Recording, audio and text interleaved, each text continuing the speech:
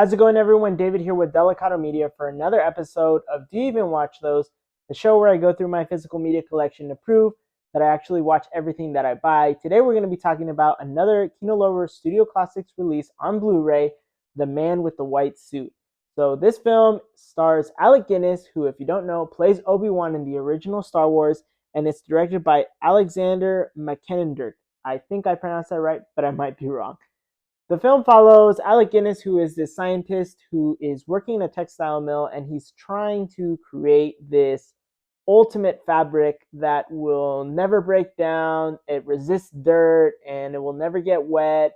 And so he does these experiments by breaking into labs and pretending to be other people, forging signatures, and he gets fired from job to job to job. But he's obsessed with trying to find out the way to make this indestructible fabric. And so eventually he's able to sneak in and make a breakthrough. And through that breakthrough, he's actually able to use it as leverage to get a spot and a research facility within the company that he snuck into initially. And so after a while, he is able to kind of ramp up production. And once he's finally able to turn it into an actual cloth, there becomes this big debate between the conglomerate big shareholders of the different textile companies, and they're discussing about how this fabric is going to disrupt and ultimately tank the textile industry, because if it's really indestructible, then they'll only need to make one batch. And then they also have this element of the workers of the textile mills unionizing and kind of speaking out against the production of this textile because they think that it's going to put them out of jobs, and they're, protesting and demanding their rights and stuff. And so there's a lot of stuff going on here, but I think that it does a great job of blending all those stories together and telling a cohesive overall, narrative about a guy who's obsessed with his thing, and he shuts everything out, and he knows that it's the only thing that matters to him, but then slowly over time realizing that his invention may have negative effects over the people around him, and not just the super rich people, but also, the working class people that he comes from. And so there's a lot of, denial of self and denial of one's circumstance, because he thinks that he's so much smarter than everyone else, and he's kind of, arrogant and selfish. And overall, throughout the course of the movie, even though he really doesn't make the switch until the very end, he comes to realize that the things that he's doing is not necessarily for the benefit of all mankind. It's just for the benefit of really himself and the people that can afford to buy this stuff.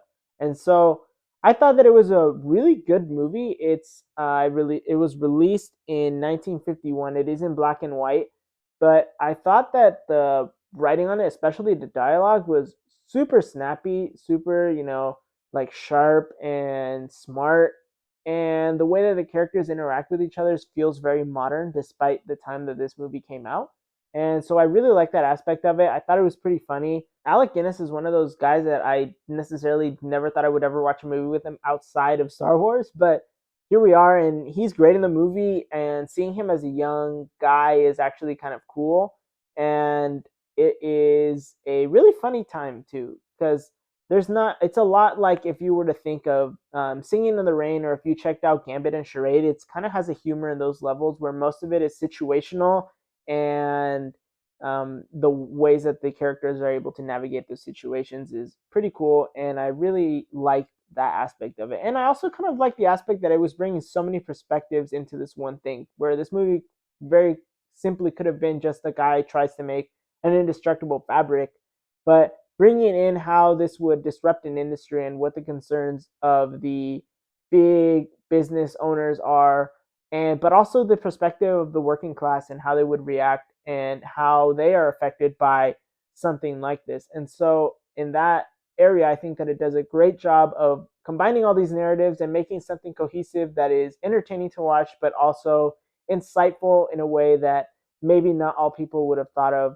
just from the surface. So from that aspect, it's a great movie.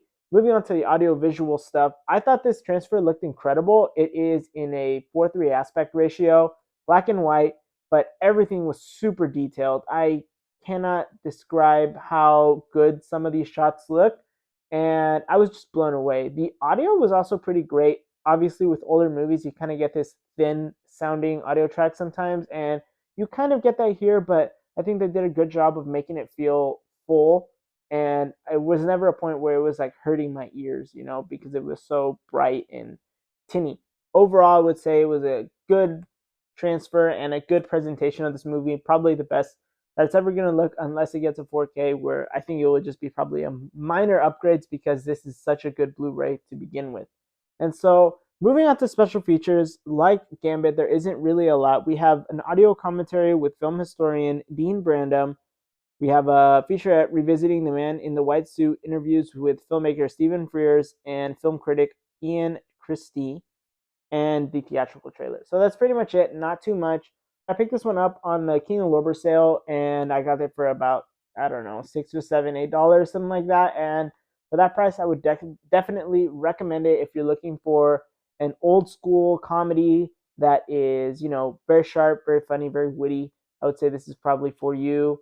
If you like movies like Singing in the Rain, Gambit, or Charade, this is probably going to be for you. I had a great time with it. I would recommend that you go ahead and pick this one up. I'll leave a link down below. And yeah, those are my thoughts on this movie. For the next video, we will be talking about Edge of Tomorrow, which is on 4K, which was released, I believe, like mid last year, around this time last year. It was like in June or July, something like that. So that's when this movie was came out on 4K, and I'll go ahead and give my thoughts on that in the next video. Again, thanks so much for everyone for watching. Please go ahead and leave a like and subscribe. Comment down below if you guys are picking this up. Like I said, I'll leave links for the discs down in the description. Go ahead and check those out if you get the chance. Thank you so much, and have a great rest of your day.